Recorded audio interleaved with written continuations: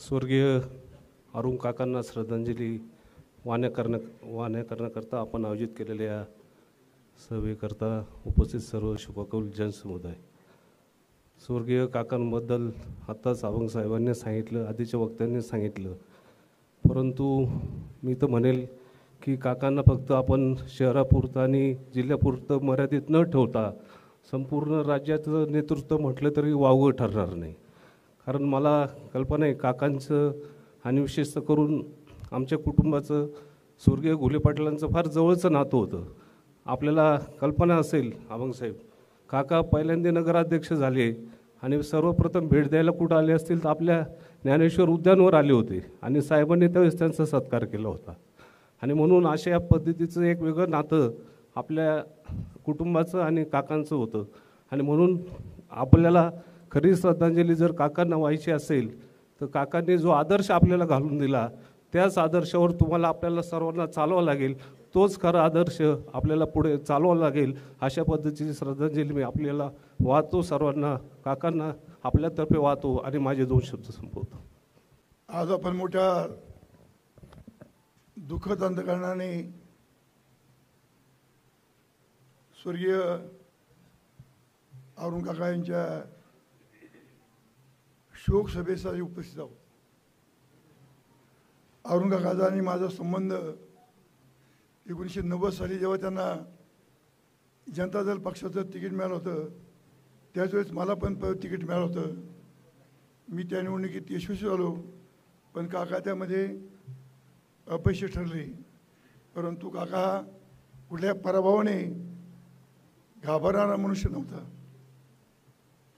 काकाला पहिल्या विधान परिषद निवडणुकीमध्ये तर म्हणजे काका फॉर्म काढायला चालले होते, दादाभाऊ कळमकर आणि माझा मुलगा त्या ठिकाणी सिद्धार्थ हे एकाच गाडीमध्ये त्यांच्याबरोबर विनंती करत होते त्यांना की बा काका तुम्ही काही फॉर्म काढू नका.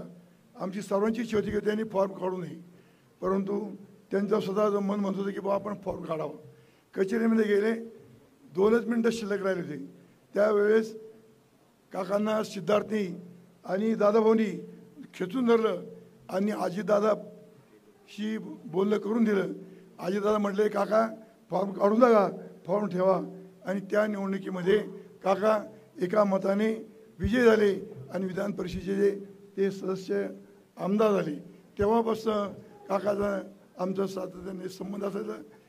ते जेव्हा दवाखान्यात ॲडमिट झाले त्याच्या अगोदर 4 दिवसापूर्वी रात्री 10 वाजता त्यांनी मला फोनवरती सांगितलं की एक आमचं बँकेचं काम होतं, एक व्यवहार होता आणि ते म्हणले काही काळजी करू नका, 5 तारखेपर्यंत तुमचा त्या संबंधिताचा व्यवहार पूर्ण होईल आणि तुमचं काम होऊन जाईल.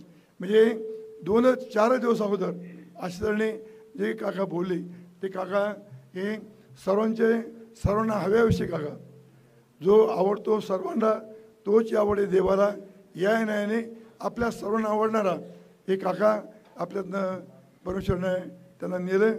मी माझ्या कुटुंबाच्या वतीने आणि अशोक उद्योग समाजाच्या वतीने त्यांना आदरांजली अर्पितो आणि थांबतो. आजच्या या काकांच्या शोकसभेच्या निमित्ताने स्टेजवर उपस्थित असलेले सर्व सन्माननीय नेते मंडळी, विद्यमान आमदार, माजी आमदार, खासदार, माजी खासदार आणि उपस्थित सर्व बंधू आणि भगिनी, 1985 सालापासून त्यांचा आणि माझा संबंध वाढला. त्यांच्या आणि माझ्या राजकीय जीवनामध्ये सातत्याने ऊन आणि सावली अशा प्रकारचा खेळ चालू राहतात. अनेक निवडणुका आम्ही एकमेकाच्या विरुद्ध लढलो, एकमेकाला मदतही केली, परंतु त्यांच्या मनामध्ये कधी कटुता हा शब्द मला कधी ऐकायला मिळाला नाही.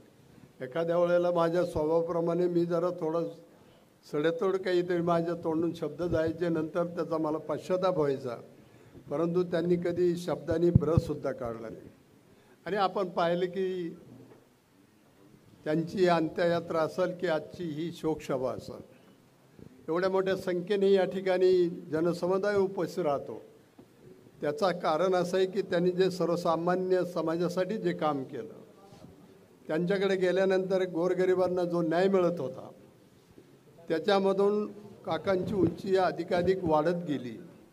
काकांचं घराणं हे वारकरी पंथांचं, वडिलांचं वारकरी पंथाची जी काही ती एक जपणूक होती, जी नाळ होती ती सातत्याने जपली. आणि त्यानंतर मग आता अनेकांनी या ठिकाणी सांगितलं आमदार झाले, नगराध्यक्ष झाले. अशा प्रत्येक वेळेमध्ये त्यांनी माझं काही वेळेला अभिषेकला महापौर करण्यात मदत केली, मी काही त्यांना आमदार करण्यामध्ये मदत केली. त्याच्यामध्ये आम्ही कटुता मात्र येऊ दिली नाही.